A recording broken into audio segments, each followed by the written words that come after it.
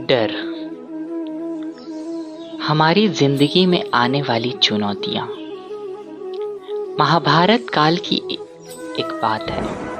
एक बार कृष्ण और बलराम किसी जंगल से गुजर रहे थे। चलते चलते काफी समय बीत गया और अब सूरज भी लगभग डूबने वाला था।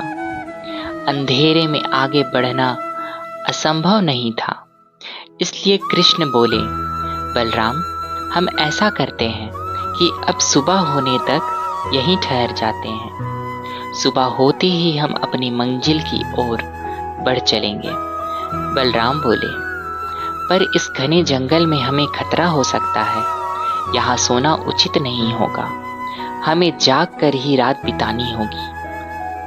कृष्ण ने सुझाव दिया, अच्छा, हम ऐसा करते हैं कि पहले मैं सोता हूँ और तब तक तुम पहरा देते रहो, और फिर जैसे ही तुम्हें नींद आए तुम मुझे जगा देना।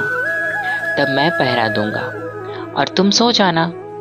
बलराम तैयार हो गए। कुछ ही पलों में कृष्ण गहरी नींद में चले गए और तभी बलराम को एक भयानक आकृति उनके ओर आती दिखी। वह कोई राक्षस था। राक्षस उन्हें देखते ही जोर से चीखा और बलराम बुरी तरह से डर गए। इस घटना का एक विचित्र असर हुआ।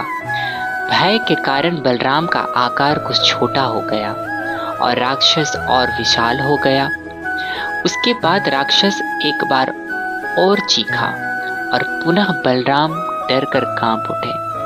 अब बलराम और भी सिकुड़ गए और राक्षस पहले से भी बड़ा हो गया। राक्षस धीरे धीरे बलराम की ओर बढ़ने लगा।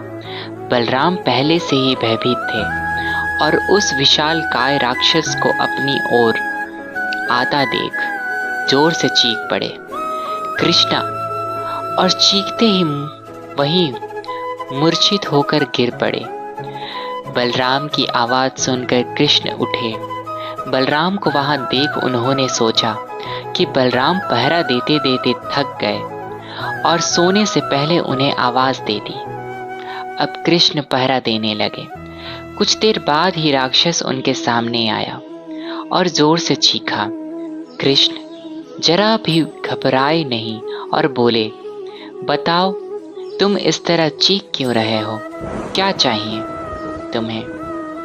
इस बार भी कुछ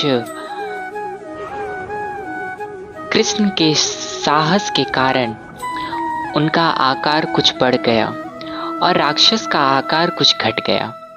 राक्षस को पहली बार कोई ऐसा मिला था जो उससे डर नहीं रहा था। घबराहट में वह पुनः कृष्ण पर जोर से चीखा।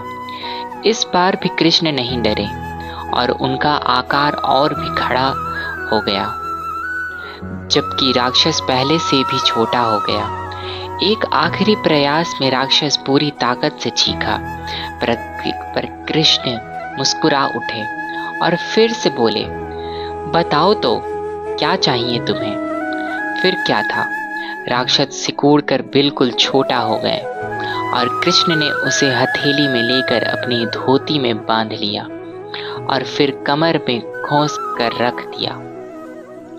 कुछ ही देर में सुबह हो गई। कृष्ण ने बलराम को उठाया और आगे बढ़ने के लिए कहा। वे धीरे धीरे आगे बढ़ने लगे। तभी बलराम उत्तेजित होते हुए बोले, पता है कल रात में क्या हुआ था? एक भयानक राक्षस हमें मारने आया था। रुको रुको, बलराम को बीच में ही टोकते हुए कृष्ण ने अपनी धोती में बांधा राक्षस निकाला और बलराम को दिखाते हुए बोले, कहीं तुम इसकी बात तो नहीं कर रहे हो? बलराम आश्चर्यचकित हो गए और बोले, हाँ, ये वही है, पर कल जब मैंने इसे देखा था तो ये बहुत बड़ा था। ये इतना छोटा कैसे हो गया? कृष्ण बोले, जब जीवन में तुम किसी ऐसी चीज से बचने की कोशिश करते हो जिसका तुम्हें सामना करना चाहिए, तो वो तुझसे बड़ी हो जाती है और तुम पर नियंत्रण करने लगती है। लेकिन जब तुम उस चीज का सामना करते हो जिसका सामना तुम्हें करना चाहिए, तो तुम उससे बड़े हो जाते हो और उसे नियंत्रित करने लगते हो। दोस्तों, ये राक्षस दरअसल हमारी जिंदगी में आने वाली चुनौतियां हैं। अगर हम इस चुनौतियों को टालते हैं तो यह और बड़ी हो जाती है। आखिर में यह हमें कंट्रोल करने लग जाती है। इसलिए हमें इनका साहसपूर्वक सामना करना चाहिए ताकि हम उन पर काबू पा सकें। इस प्रकार चुनौतियों का डट के सामना करने से वह छोटी सी हो जाएगी, जिससे हम आसानी से उन पर नियंत्रण कर सकेंगे और सफल हो सकेंगे।